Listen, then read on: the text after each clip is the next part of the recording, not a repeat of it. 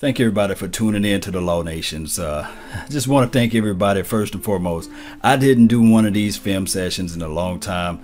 Well, not film session. See, I'm so stuck on saying film session. I didn't do one of these thank you videos in a long time. So thank everybody for subscribing to the channel. I hit the 17,000 marker. But neither here nor there. What we need to do with this team is everybody must get into the right mindset. If not, then we'll see more and more of the type of situation happened last week. First and foremost, we need to figure out a way to get this continuity back with the offense. Regardless of the scenario, this offense just need to be able to be more explosive regardless. We don't have a burner, we don't have a speeder. We need to figure out something, whether or not it's getting the ball out to Switz, whether or not it's taking more chances down the field correctly, not just going at Dez Bryant. Undoubtedly, right now he's not the target. So many other things that we can work on to improve on this particular offense.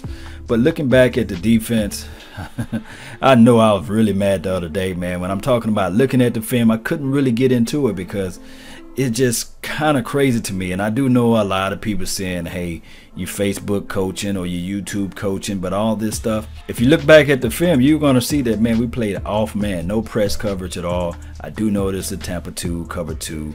I know he may do a disguise cover 3 sometimes, and he, on first down he tend to go with a cover 1 defense, and the guy still is off. They're playing off man coverage or off man zone. They're really not getting into the face of the opposition. Having the wide receivers to have a free release to a quarterback like Trevion Simeons or Trey Simeons or Trev Simeons, whatever his name may be, number 13, right? The thing is with that, he's only a third-year quarterback, right? He's one of those guys that's a rhythm type of quarterback. He's not going to create a lot of things. But the thing that he was able to do is just have his wide receivers to have a free release. He was able to see those big orange jerseys and pass the ball down the field. Was no contestant. Slants and middle deep seam routes can eat up a cover 2 defense. And anybody from whoever played any form of quarterbacking can pass those type of plays. Not saying not to denigrate or sully or take away from Trev Simeons. He did his deal out there. Kudos to that. Kudos to the Broncos too as well. Not throwing any shade at them. But at the same time, as far as dominating and all that good stuff, the coaching staff, come on. We got to understand that this type of team needs some type of momentum. And if you don't get it in the first or the second quarter, 9 times out of 10, we just look slow and lethargic throughout the game. So hopefully it takes normally 3 to 4 weeks for a team to start gelling together and see some type of pattern. So this has been only the second week. Hopefully they can match up some things and get something going in the right directions, right? So looking back at the Cardinals game last week, they didn't look too sharp, right? But Carson Palmer still put up 320 some odd yards. They still have J.J. Nelson, who is a speedster who can take the top off the defense. And I'm talking about the Jeff Heaths of the world, right? And the Byron Jones, who both known to be aggressive and take wrong angles at times, right? But this could be an opportunity for Jeff Heath, but still at the same time an opportunity for Byron Jones. But it's residual. I can't even talk to the revisionist history shows that may not happen, right? But at the same time, what we need to do in order to get everything going in the right section is to play explosive with our defense. Cornerbacks, get up a little bit, jam the receivers, don't let them get a free release like the Larry Fitz of the world and the J.J. Nelsons. They can still burn you. Carson Palmer put up 322 yards, and everybody say that Chris Johnson is a shell of himself. He still got speed, and if he can cut out to the edge, then hey, bad angles can come back to hunt us. So we really need to worry about those things or have reservations. I'm not saying that this team should be scared.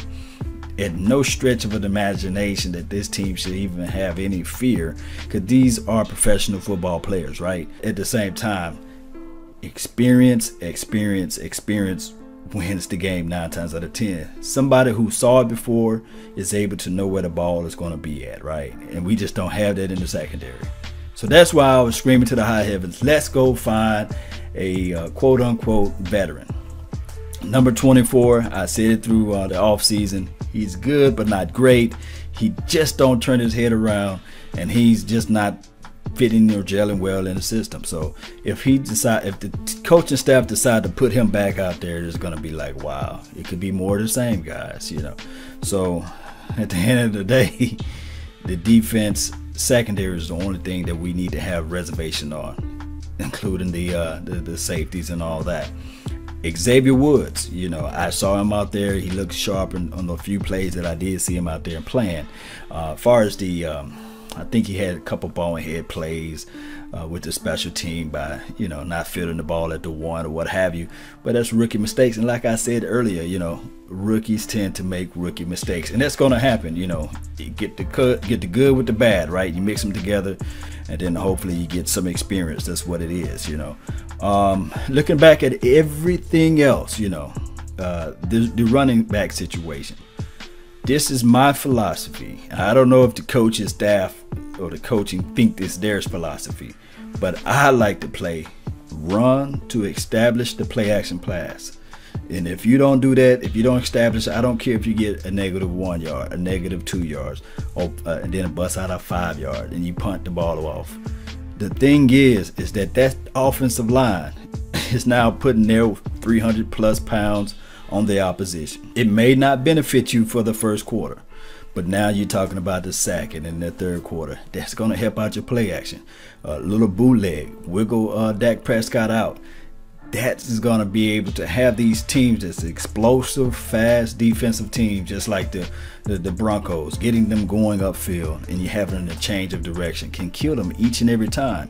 But if you just continue to go straight, and they be able to horn in and knowing what you're doing, which is so predictable, quote unquote, you know. And if you only attacking Dez Bryant plays beyond 10 or 15 yards, who's really not a burner, and then you have the T. Wills and the Bryce Butlers who's just below average in a lot of sense. Not trying to sully and denigrate them too as well, but let's call a spade, right? They're not nobody that you say, oh, I got to worry about T. Will today, you know. But this Denver team, you had to worry about Emmanuel Sanders. You had to worry about Demaryius Thomas because you know for sure that they was able to get out on plays. You know what I mean? But we do have the Cole Beasleys of the world. At the same time, if you're not that creative, then you might not see a lot of things from Cole Beasley because he is a small, diminutive type of guy. And you have to start him just a little bit sooner than later. So, and the coaching staff know that, you know. If not, then you have to do your reverse sweeps with Switzer or do a reverse sweep with Cole Beasley. Try to think outside the box. It's possible, guys. It is possible. That's all I had to say for today on that aspect of the team collectively. The Cardinals, you know, it's one of those traps, you know, games, because they're gonna come, they're gonna bring everything they have, you know, to prove that they still the NFC team, you know, the dominant NFC team. Although last year they didn't do too much, but the year before they was kind of prominent, right? So they're gonna come out, and that coach, he's no pushover. So look for them to come out. They're not gonna lay down on us, and this team got to show some type of resiliency. They got to show some type of poise. I know it's only the second week, but this is going to be the third week, and so we got to see something, you know, moving in the right direction. That's been my time. Hey, for those who are new to the channel, subscribe, hit the like button, and of those who want notification, pluck the bell. You know how to do that, and get back with me. That's been my time. I really thank you guys for yours, and remember, you're listening to nothing but the best. Salute. I'm out. Peace.